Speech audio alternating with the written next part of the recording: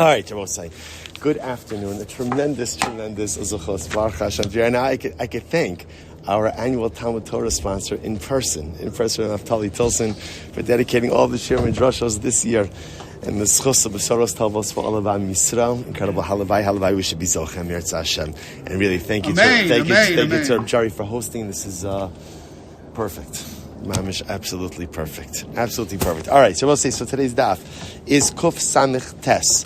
We are picking up in Yahrzeit Hashem on Kuf Samich Ches Amud Beis 168b, and we are picking up in Yahrzeit Hashem 6 lines up from the bottom. So the Gemara says as follows: Tanur Abanan. The Gemara says, Hari Sheba Amar Avad Shtar Chovi. So a very interesting case over here. So let's say again, Reuven shows up in Beis, and Reuven says, I lost my loan document. Reuven said that he lent Shimon $1,000, and he lost the loan document. So the Rashbam points out to us something very interesting. The Rashbam says, Avad Shtar Chovi. The Rashbam says, V'kasvu li acher tachtov kechol hakasav berishon. And ultimately, again, I'm sorry, let me just shut this off. And again, and the Rashbam says over here, so what is Reuven asking for? Reuven is saying, Beis Din, I'm asking you to go ahead and write for me a brand new shtar. And I'm asking for you to go ahead and write everything that was included in the first shtar. The case over here is he doesn't have witnesses. Reuven doesn't have witnesses that he lost the shtar. So he's coming to Beis Din saying, I lost the shtar, but he doesn't have witnesses that say that he lost the shtar. Okay, so what's the halacha? So it's interesting because the Gemara seems to indicate contrary to the Rashbam. So Rashbam says even though witnesses come along and say, yes, we wrote it and we signed on it and we delivered the shtar, Ein kosvin lo es shtar. We do not write Reuven another shtar. Now the Gemara says, B'medramor, when is this so? B'shtari halva. So we'll say, so this makes a lot of sense. This is true when with a loan document. Why? What's the issue with a loan document? The issue with a loan document is if Reuven ends up having 2 loan documents, that sets up the possibility for what? Double collection. However, the Gemara says, Aval shtari mekach umemkar kosvin. But however, again, when it comes to documents of sale, mekach umemkar, for that, we could go ahead and write chutz min ha'achrayos shabo. So this is interesting. If Reuven went ahead and sold something to Shimon, then halacha l'maisa. So Reuven has the ability to go ahead and Reuven comes to Beis Din, and Reuven says, "I lost my shtar." So we'll go ahead and we'll write another document, but we won't write in achrayos. Remember again, what's achrayos? Achrayos is a guarantee. So we'll go ahead and we'll write a new shtar, but we won't write a guarantee in the shtar. Okay, we'll say so now. Kuf Samech Tes Amud Aleph says the Gemara. No, I'm good. Thank you. Thank you. So Rabbi Shmuel says, Af Shtari Mekach Umemkar in Kosin. Rabbi Shmuel disagrees, and he says, no. Even Shtari Mekach Umemkar, even in a sale document, we're not going to go ahead and write another one. The Chin Hay Rabbi Shmuel said as follows. So I'll say it's very interesting. So Rabbi Shmuel apparently is against the process of writing a second shtar. Now, what's the reason for that? And this is quite fascinating. So the Gemara says, "V'chein hayr b'shem Shmuel is to say as follows: Hanosi matron lechavero vehechzich lo es ashtar." So I'll say this is a great case, which we're going to focus on a little bit more on Amud Beis as well, which is as follows. Imagine the following scenario: I give Reuven a gift. Give him a gift, and along with that gift, I go ahead and give him a shtar.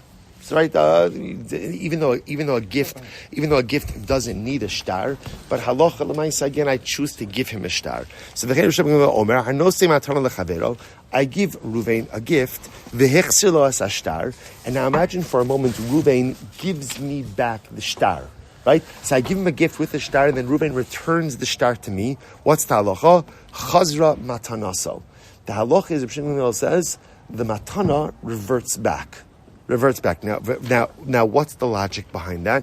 So we're going to see the Rashbam says, Chazras matanon kedim mefarsh lekamei.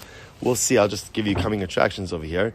This Rabbi Shmuel is of the opinion that osios niknos b'mesira, which means that essentially the way to convey ownership of a shtar is to give it over. But when you give over a document, the entire transaction is handed over with the conveyance of that document as well. Now, what that means is that works both ways.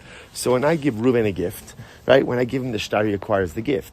If Reuven returns the shtar to me, then the gift reverts back to me as well. It's a very interesting halacha. So therefore, again, Rabbi Shmuel is concerned about the following idea. Rabbi Shmuel is concerned like this. Not only does Rabbi Shmuel say you can't write a second loan document, Rabbi Shmuel holds you also can't write a second sale document. What are we concerned about? We're concerned maybe I sold something to Ruvain, and then what happens? I gave him a shtar, and then what did Ruvain do? He gave me back the shtar. Now, if Ruvain gives me back the shtar, then what happens? Essentially, the purchase reverts back as well. So that's what we're concerned about right there. Rabbi Shmuel holds that halacha l'maisa, you can't write a second shtar. Okay.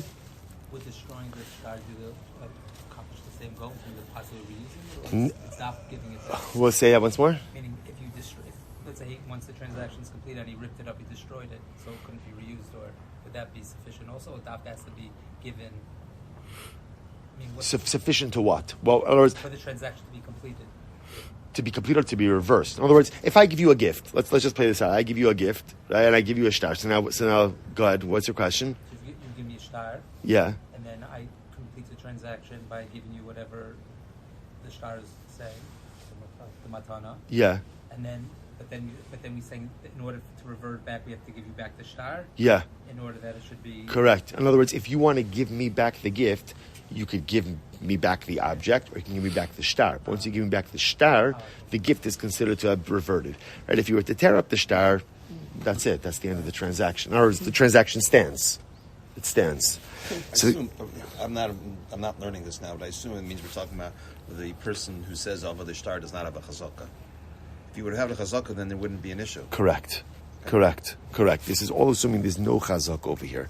That is correct. All right, so let's go weiter. So I'm sorry, the Chacham disagree. The Chachamim say, the Chachamim matana so kayemes. So we're going to see, this is really a fascinating machlokes in general about what happens when you give over a shtar.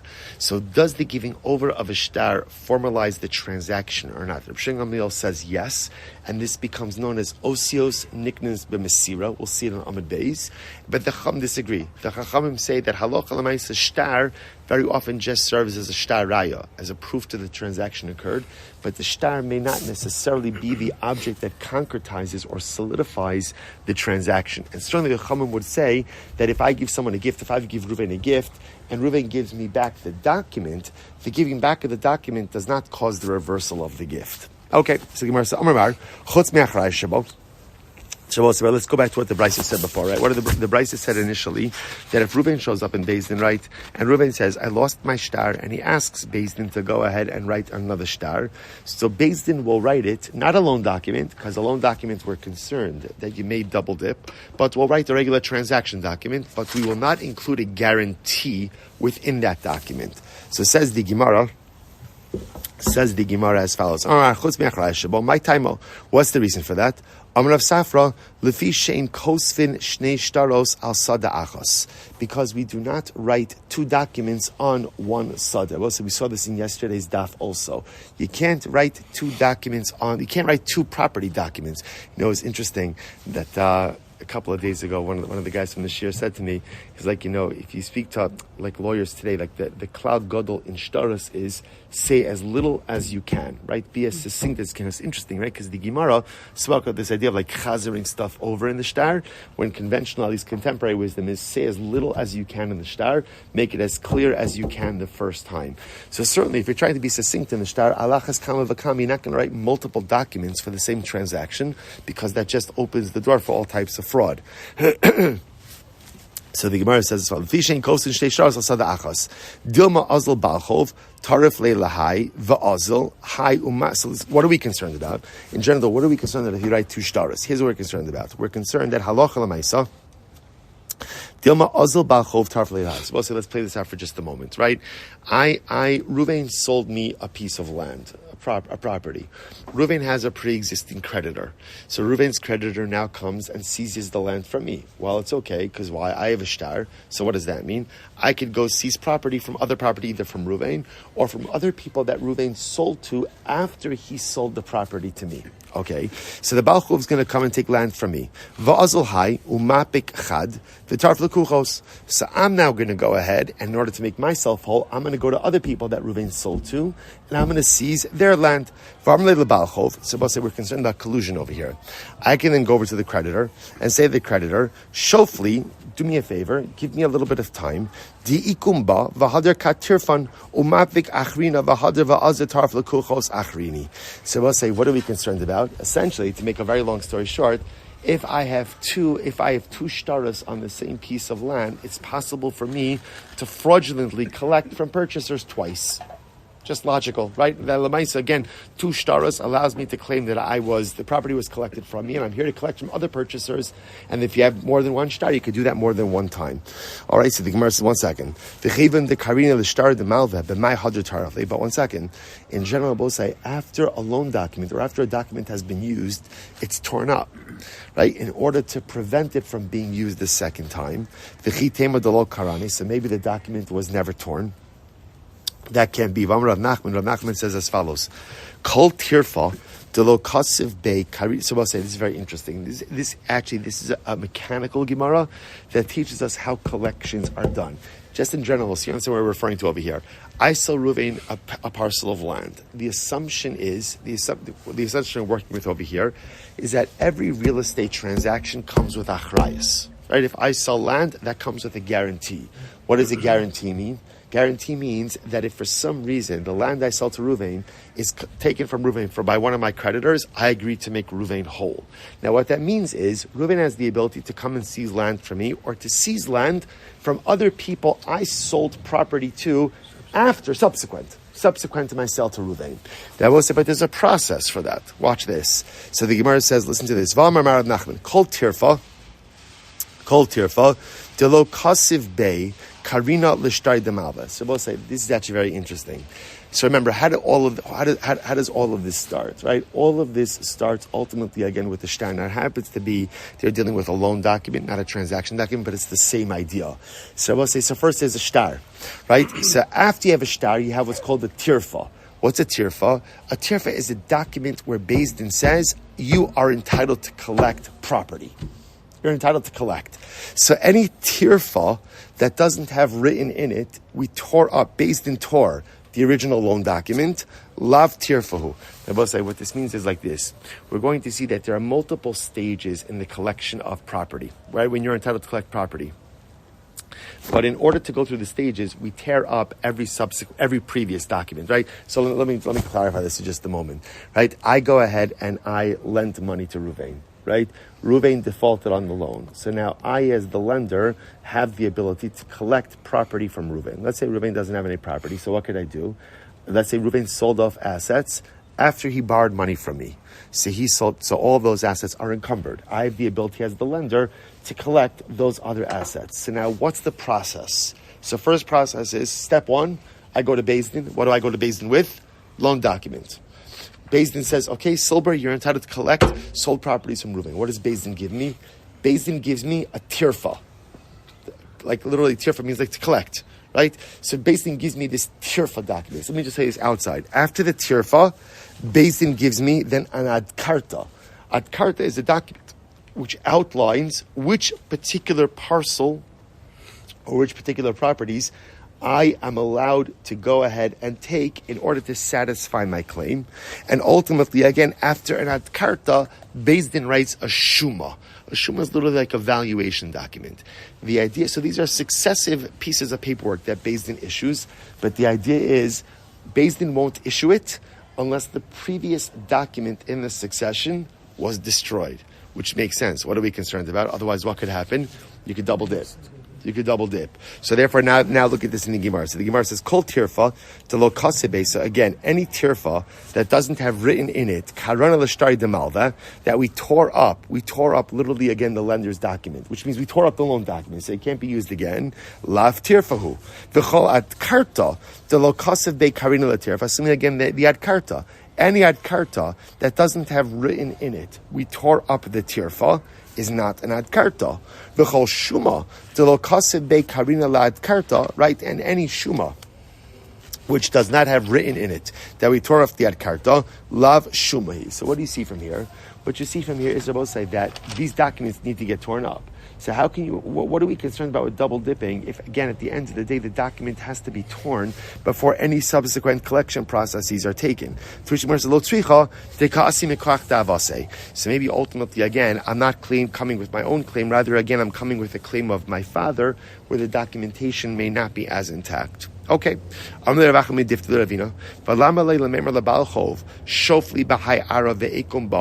say, remember again, we were concerned in the situation of potential two documents. We're concerned about collusion between the holder of the document, ultimately again, and creditors.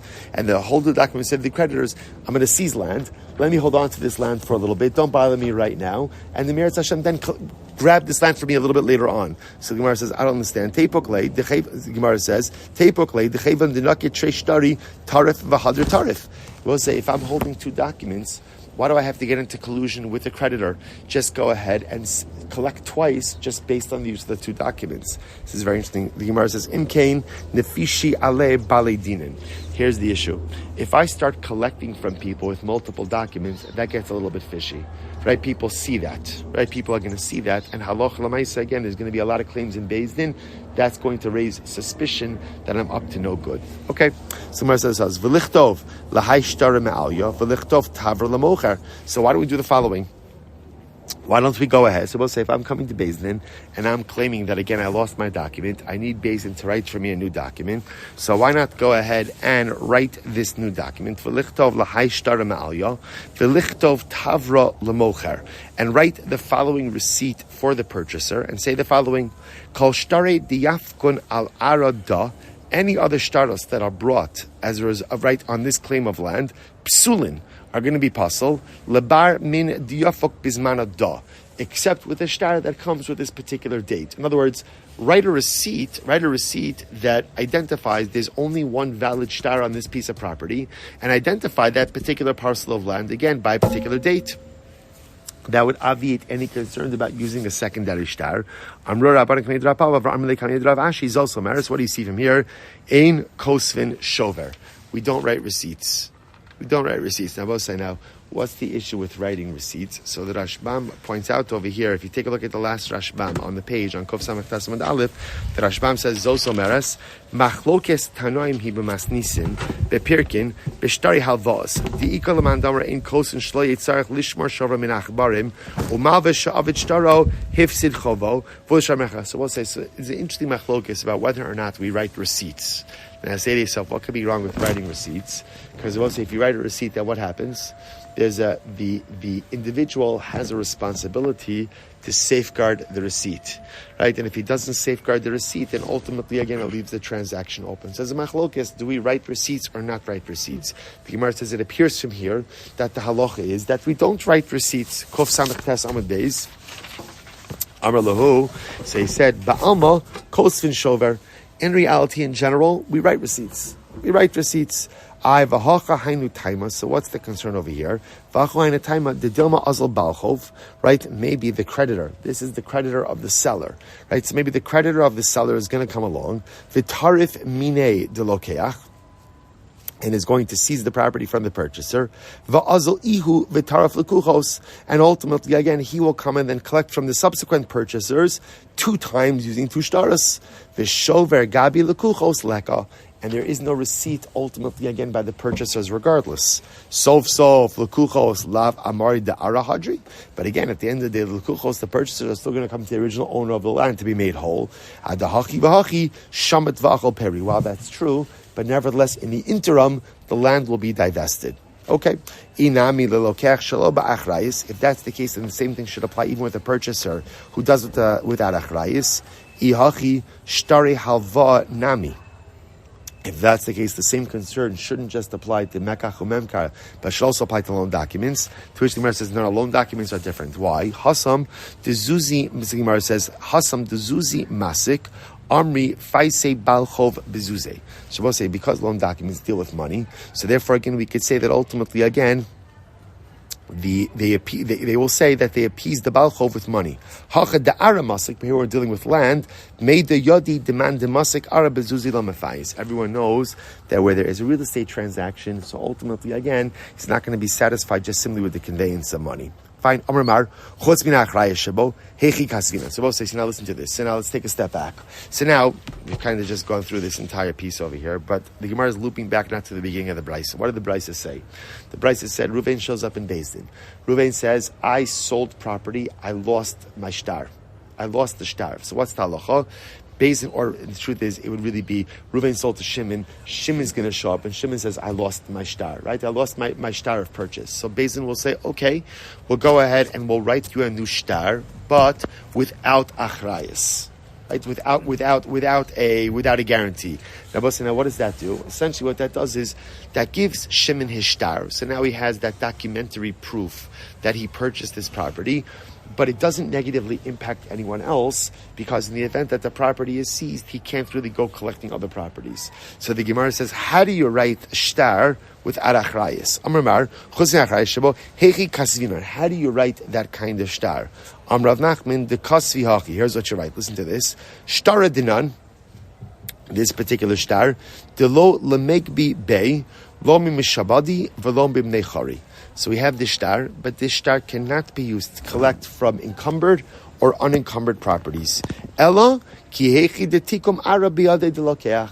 So what's the point of the shtar? This shtar is only here essentially to serve as documentary proof that Shimon is the owner of this property. So this is interesting about say. So this is what's called a shtar without achrayus, where the shtar explicitly says this document does not entitle the holder of this document to collect from encumbered or unencumbered properties. So what does it do? Ultimately, again, it allows for the individual to essentially assert title. Assert title. Okay. Will you have a problem selling it or doing something else with So you have a big problem selling it, right? Because if somebody were to see a shtar like that, it would definitely raise suspicions. So again, it's compromised, but it's the best the halacha could do without any additional proof, right? So here, Beis Din is willing to say to Shimon, again, you're bringing witnesses that say that you brought it. That's fine. So we'll write for you a document that you're the holder. But achrayus is a much higher threshold. How did Shimon buy it originally? I'm sorry. How did Shimon buy it originally? He bought it With achrayus. With achrayus. But remember, he lost his paperwork. So the halacha is saying like this, which I will say, it makes a lot of sense. What the Beis Din is saying is like this. We could furnish you with another document that says you're the owner, right? Because again, there's going to be witnesses that you bought it from Reuven. That's fine. Achrayus is something, who provides achrayus? Who provides that? The seller, right? So Beis Din doesn't have the ability to provide achrayus in the absence of Reuven. Only Reuven can provide achrayus. So basically he gets, in today's terminology, he has a shtar without any title insurance. Correct. That is correct. In other words, he has a document that asserts ownership, which is fine as long as no creditors of the seller are coming to take that property. But if creditors of the seller, like most things in life, everything is fine until it's not, right? So in other words, Shimon is the owner of the property, and it's fine. He's got a shtar, no problem. So right, remember again, I will say having a shtar is also helpful, right? Shimon wants to go out and get a loan, so he has to show his assets. So Baruch Hashem, he could show he has the sealed as an asset. But should Reuven's creditor come and collect the field from Shimon, Shimon's stuck. Shimon is stuck. And by the way, the logic of it is just to understand, achrayus is part of the relationship between seller and buyer. Right? When Reuven sells Shimon property, it's Reuven who gives achrayus. Reuven gives the guarantee. So the most that Beis Din could do is Beis Din could reconstruct title. Beis Din cannot create achrayus. So who would buy a property that's named after his zoo? You get it for a discount. So then the shtar works fine. Good. Because he knows what he's walking into. No, but remember, you're talking about a case over here where Shimon bought it from Reuven and Shimon bought it with achrayus. So, right? But now he lost his document. I know, but he bought it cheap. Why? Not originally. He bought it right. He bought it full. Originally he brought it with achrayus. Yeah. By the way, it's so much better to learn Daf Yomi with a give and take. It's great. This is fantastic. I've never done this. This is great. This is great. I know. So remember. In general. so remember. In general, if you're buying without achrayus, you definitely would get it at a discount because you're assuming risk. Here, just to be clear on the case, here, Shimon bought it with achrayus. Shimon lost his document. He's going to Beis Din. He says, Beis Din, help me reconstruct my paperwork. And the Gemara says, Beis Din will help you reconstruct your paperwork, but Beis Din can't give you achrayus. So it's assuming without a cooperating Ruvain. Correct. If you have a cooperating Ruvain who shows up in Beis Din and says, yeah, I sold it to him, then sure, we could reconstruct everything. By the way, then you don't even need Beis Din.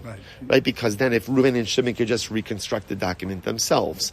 But correct, this is either with a non-cooperative Ruvain, although it can't be such a non-cooperative, correct? Because if Ruvain's contesting that it never happened, then that's a different discussion. Ruvain's not around. Sorry? Ruvain's not around. Correct. Ruvain's not around. Now, remember, I just want to point out, you're also dealing with a situation where Shimon is the one who has the property, right? He's the one who's living on the property. Leaving aside Chazak even right now, he's the one who's using it. So Halacha L'maisa, Beis Din could say essentially we could give you title, but we can't give you achrayus.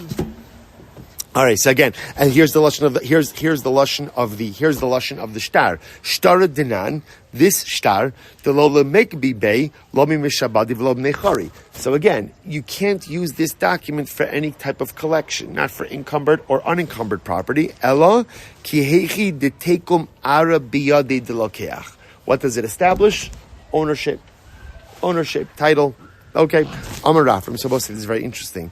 Now, if you notice, what's interesting over here about the shtar is, in order for the shtar not to have achrayus, the shtar has to say explicitly that it doesn't create achrayus. Right? If you notice lashon on the shtar, it says this shtar is to establish title, but does not establish achrayus. It has to say it doesn't establish achrayus. So Rafram says, what do you see from here? Zos Amaris, achrayus tos soferhu.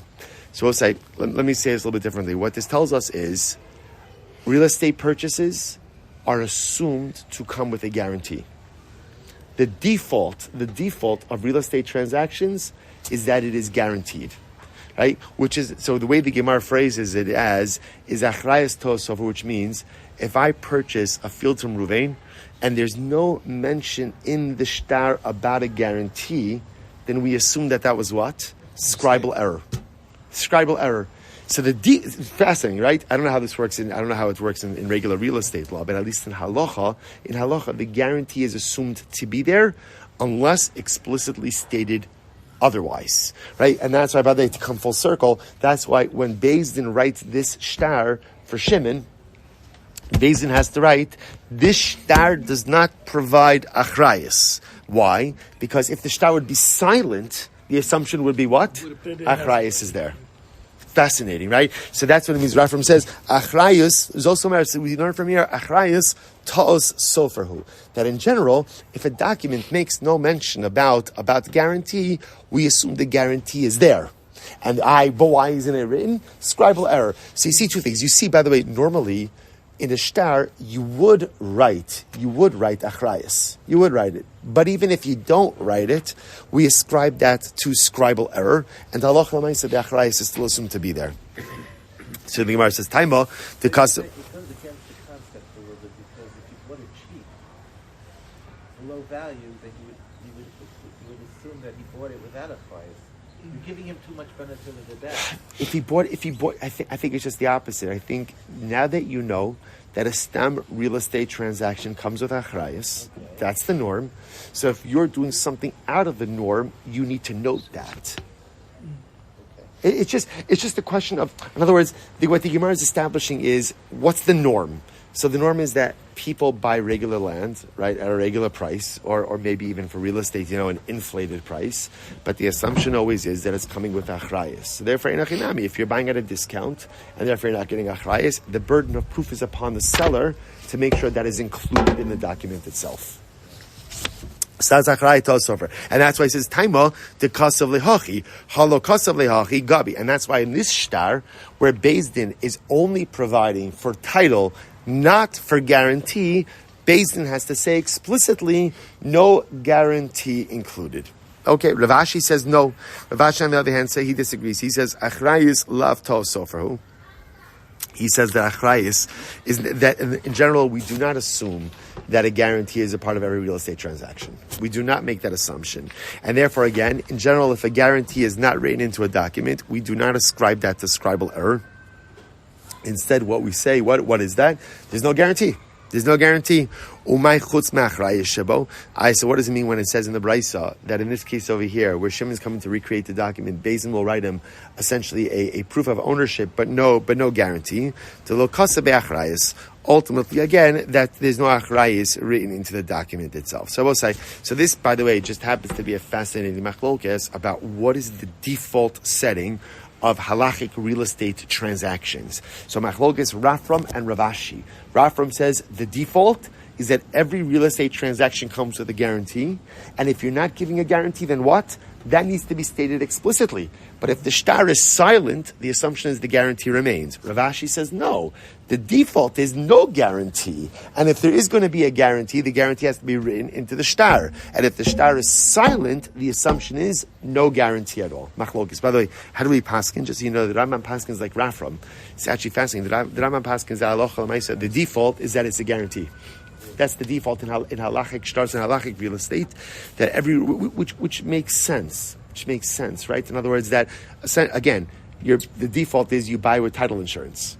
That's the default, right? That if I'm investing money in property, I want to know that some creditor is not going to come out of the woodwork and just seize this property for some debt that I never knew about. Gemara tells a story. The Gemara says, good. Hahi isisa. It's an interesting case over here, along these same lines. So Hahi isisa. So there was a woman, we'll call her Rachel. Rachel gave money to a guy, not her husband or anything, right? Rachel gave money to Ruvain and says, Ruvain, go and buy me some property. Go buy me some property.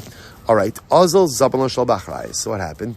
Ruvain bought her property, but it turns out that he bought her property without title insurance, right? Without a guarantee.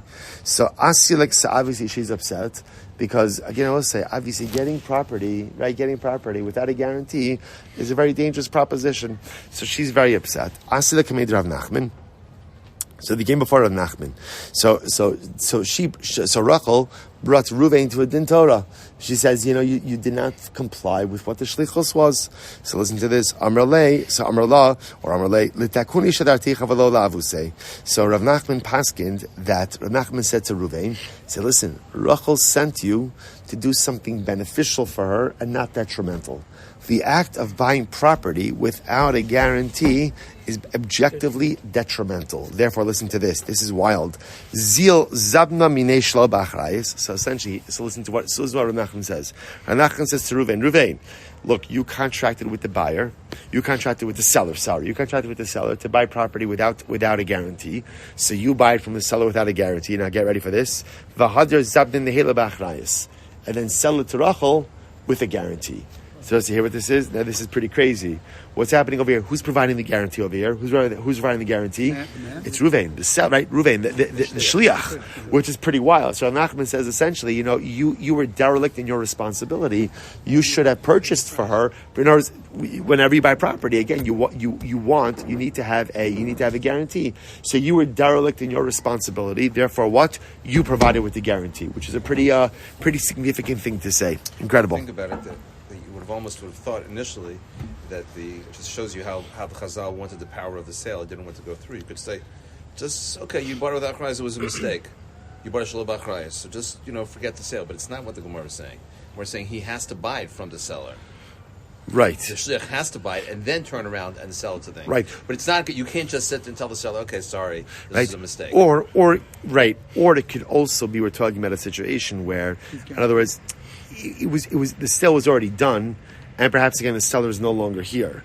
That's the other possibility also. So the Gemara seems to be saying that. Yeah, you buy it from him. No, but isn't she buying? He's buying it from the lady. No, he's buying it from the. He's the one now who's buying it later, and then right. And now he's going to turn around. The lady's not going to give him any more money. Correct. In other words, he's essentially. essentially what Rav Nachman says is we're going to turn this from a one-tier transaction into a two-tier transaction. You, Ruvain, buy it from the seller, and the lady's now going to buy it from you with achrayus. But he already bought it. Correct. That's what I'm saying. It's just the lashon over here. Redo the deal? What? I'm sorry? Well, He wants her to have the guarantee. Now, the issue just is that she's not going to get the guarantee from the seller, right? Because the seller already sold without a guarantee. So Rav Nachman essentially is saying that halacha l'maisa, she's going to get the guarantee from who? From Ruvain, from the shliach, which I both say is such a fascinating shift over here, right? Because here Ruvain thought he was just simply acting as a broker. Now, essentially, he's transitioned from broker, essentially into title insurer. But in other words, but really, that he's the insurer, which is a tremendous achrayus that's upon him. Tremendous achrayus.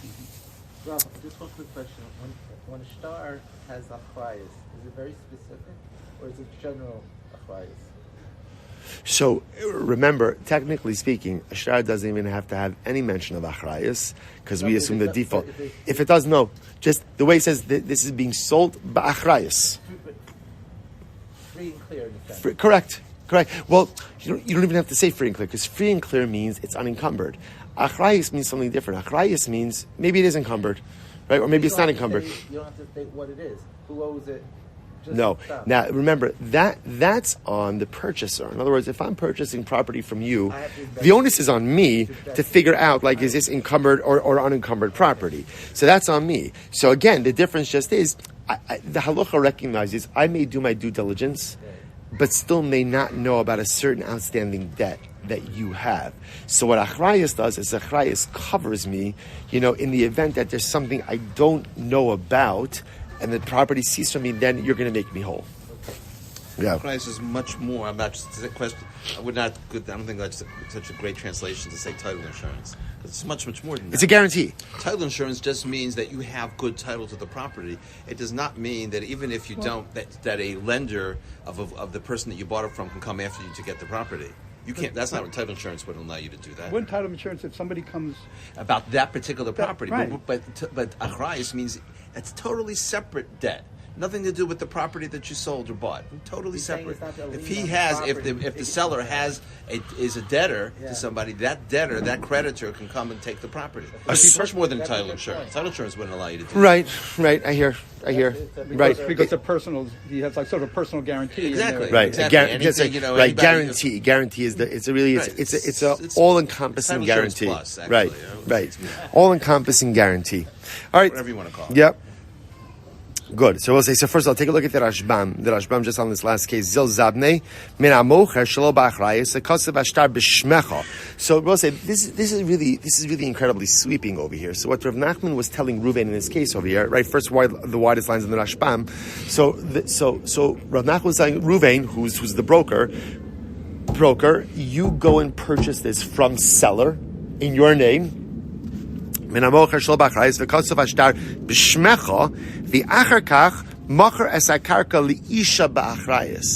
this is really pretty. This is really pretty amazing over here, right? So this is Rav Nachman telling the broker, you are derelict in your responsibility. So now you go purchase from the seller in your name, and then turn around and sell it to the woman, with achrayus. Incredible. Highlighting this idea that property sales are supposed to come by achrayus. Fascinating. I will say it's also a really tremendous Mosar Haskell in terms of what it means to be a shaliach, right? That when you undertake to do something on someone's behalf, that it's not just like, okay, try your best, right? Shlichus really requires a tremendous amount of responsibility. Incredible. This is an unpaid. Right, he's not even getting compensated. Correct, unpaid. Right, but he was derelict in his responsibility. But if he was paid, would it be more responsibility? I mean, you can't get more responsibility than this, right? So Rav Nachman is telling him, you go buy it, and essentially become the seller. And now again, Ruvain's selling property with achrayus, which is tremendous. All right, let's go a little bit weiter. Says Rabbi Shmuel Silber, Hanos meton lechaver vehexel asashtar chazer matanos kemes. So we'll say, remember again, this was the other part of the Raisa that we spoke about before, which is, I give Ruvain a gift, and together with that gift, I give him a shtar. So Rabbi Shmuel says, if Ruvain gives me back the shtar, the gift reverts. The Chachamim say no. Once I give Ruvain the gift, just because Ruvain gives me back the shtar in no way creates the reversal of the transaction. So says the Gemara, let's analyze. My time, the Rav Shimon Gamliel. What is Rav Shimon Gamliel's logic? What exactly is the logic over here? Amar Ravasi, Nase ka'omer lo, Sadeh zuna suna l'cha, Kozman shashtar biyadcha. So Ravasi says that Allah Lamaisa, essentially it's like that I say to Ruvain, this field is given to you as long as the star is in your hand. In other words, so this is Ravasi trying to explain Rav Shimon Gamliel's position. Rav Shimon Gamliel essentially says, I'm giving you this gift. How long is the gift yours? As long as you retain the star, the gift is yours, which by extension means if you give me back the star, then what? The gift reverses. The gift is different than, a sale of property. Correct. Gift usually means I'm giving it a gift to you. Meaning what? And it's not reversible. Right. Oh, so good. Hold on to that for just a second. So the Gemara says, here's the problem with that logic. Maskif l'rabba ihachi mignov o an avad nami. So what happens if I give the gift to Ruvain and I give him the star, and let's say Ruvain loses the star or the star is stolen? So in other words, if I'm making the gift, if I'm predicating the gift that the gift is yours as long as what? As long as you have the star. So what if he doesn't have? So in other words, we were talking about a case of where Ruvain gives me back the star. What if it's not where Ruvain gives me back the star, but Ruvain loses the star, or the star, whatever, is destroyed? So that means the gift reverts also. That doesn't make any sense. Ella Amar Rabba, listen to this. Ella Amar Rabba ba'osios niknos b'mesira kamiflagi. Rather, Rabbi say this is a much more fundamental machlokes about what happens when you give over a document. Osios niknos b'mesira. Rabbi Shimon Gamliel savra osios niknos b'mesira. V'Rabbanan savra in osios niknos b'mesira. So take a look at the Rashbam before we explain the south side. Let's look at it inside. The Rashbam in the wide lines, 3 lines in. Rabbi Shimon Gamliel Omer Sava Osios Bein Dishtari Mekach Bein Dimatana. So I'll say whether we're talking about a document of a sale or a gift document, Niknos lemekabel matana v'lokeach b'mesiras hashtar. That literally again conveyance of property, right? Conveyance of property or the vesting of the transaction takes place when the document is handed over. Kilomar. Afa pisha dvarim ena niknan kevan diksuvim b'shtar niknin in kabbalah saklaf. So we'll say, so this is fascinating. The question is like this: when you write down a transaction in a document, so do we say that because it's recorded in a document, that document essentially becomes the totality of the transaction, and therefore giving over of the shtar allows for the actual vesting of the transaction? That's what we call, so that's the machlokes. Rabbi Shimon Gamliel says, when you record something in a document, almost like the entirety of the transaction is in that document. So when you give over the document, the transaction vests with the giving over the document. That's Rabbi Shimon Gamliel. And I will say, just want to point out, that'll work both ways. In other words, so therefore, when I write down in a shtar, I'm giving a matana to Ruvain. When I give Ruvain the shtar, so therefore again he acquires the matana, but it works the other way also, which is, if Ruvain gives me back the shtar, then what? Then ultimately, again, the matana reverses. But can the guy who gave the matana, is it revocable both ways? No, because once I gave it, I can't take it back. Right? Because again, I've given him the shtar. So once I've given the gift, I can't call it back. Right. But what Ruvain can do is... He's not accept it. Correct. Or he accepted it and then give it back. And then give it back. And how does he give it back? How does he give it back? He gives me back the document. Right. He gives it mere convenience. So that's what's called in halacha osios niknos b'mesira, or osios niknin b'mesira. Osios niknos b'mesira. So Rabbi Shimon Gamliel holds osios niknos b'mesira. Therefore, Rabbi Shimon Gamliel says that halacha l'maisa, when I give Ruvain a document outlining a gift, giving him the document, he acquires the gift, and if he wants to give me back the gift, he has the ability to give me back the document. So the truth is, it's not just the din of matana. That's why the Rashbam says this will work for a sale also. This is not just happens to be it works. It's cleaner. It's cleaner in a matana because a matana doesn't have any other mechanism of conveyance, right? In other words, by a sale, there's usually going to be there has to be some consideration. You have to. In other words, what am I getting? What am I getting for this? Matana is just a much cleaner illustration of this because I'm giving Reuven a matana. I'm writing it in a document. Here's the document. Reuven acquires the matana. If Reuven wants to go ahead and give back the matana, what does he have to do? Just give me back the shtar. And that's it. That's osios niknos b'mesira. So Rav Shmuel says that works. On the other hand, the Chachamim hold, the Rabbanan hold, ein osios niknos b'mesira. Ultimately, again, osios, right, literally, again, are not niknos b'mesira. That simply the conveyance of a shtar does not go ahead and affect the transaction. If you finish up the Rashbam says over here as follows. He says, "Uplugtihi b'mocher sasvina v'afal pishe." Okay, he just goes on and explains because we actually saw this earlier a little bit on. So we'll say, so therefore, again, halacha l'maisa, that is the fundamental machlokes over here about osios niknos b'mesira and mesira. We'll say, no, it's so again, so the shayla, like I said, Rashbam says this will work both in the case of a transaction and a gift, but the cleaner illustration is in a gift. So just to show you the test case, I give Reuven a gift, I write down the gift in a shtar, I give him the shtar. If you hold osios niknos b'mesira, so then when does Reuven acquire the gift? As soon as he takes possession of the shtar. If you hold ein osios niknos b'mesira, then when does he acquire the gift? Mashicha, Hagba. Again, it's all going to depend on what the gift is. Then that'll like. And conversely, if Reuven wants to return the gift to me, if you hold osios niknos b'mesira, then what? Reuven just goes ahead and gives it to me.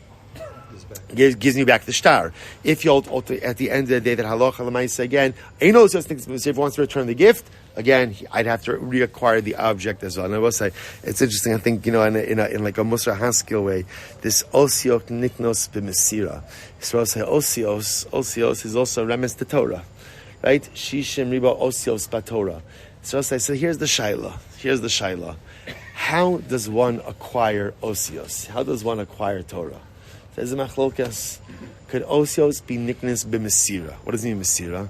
Mesira means someone gives you something.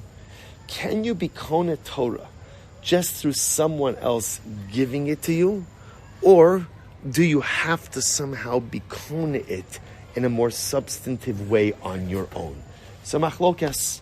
Now it happens to be again, so it's a machlokas again when it comes to actual transactional law.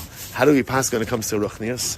Do we say osios niknos b'mesira or not? What's the hashkafa l'maisa? Hashkafa l'maisa is they're both correct. There's a certain element of Torah that we receive through mesira, through what other people give to us, right? But at the end of the day, when it comes to ruchnius, you cannot simply rely on what others give to you, and you have to be koneh yourself. You're going to have to do your Mashicha. You're going to have to do your Hagbah. You're going to have to do your Chazaka. So in halacha, there's a machlokes. In hashkafa, I need the Masira. But also, there's a beautiful, one of my favorite ideas. Belzer Rebbe brings down, I mentioned this so many times, Belzer Rebbe brings down, in the pasuk in Az Yashar, we say, Zekeli va'anvehu, Elokei avi va'arom menhu. Right? This is my God, and I will exalt him, the God of my father, and I'll make him great. So the Belzer Rebbe says, that every Jew has two relationships with Hashem. There's a relationship that I have with Hashem because He's the God of my father, Elokei Avi, and then there's a relationship that I have with HaKadosh Baruch Hu, Zekeli, my God. Two different relationships. So in the beginning of life, often again, what's my relationship with HaKadosh Baruch Hu? He's the God of my father. The God of my father. The issue, says the Belzer Rebbe, is you can't be content just with a historical relationship. There has to be a personal relationship as well. Zekeli. And I think that's the same thing over here also. There's osios niknos b'mesira. What's the osios you get b'mesira? That's what you get from your father, your grandfather, past generations. That's what you get from a Rebbe, right? That's all the stuff b'mesira. But then there's also a certain chilik of osios that have to be niknis with your own kinyanim, with your own mashicha, with your own hagbah, with your own chazaka. So again, halacha l'maisa it's a machlokes. Hashkafa l'maisa, ultimately you need both. So you have to own it. You have to own Torah. You can't just accept it, but you have to work at it. It's both. You need both. In other words, everybody starts out. You have to. In other words, no one's owning from the beginning. There has to be a mesira at first, but mesira is not enough. There has to be an additional piece, ultimately, again as well, of halacha l'maisa, of your own chazaka as well. Shkoyach, incredible. You want to mincha? Yeah. We have exactly 10, so we need everybody. So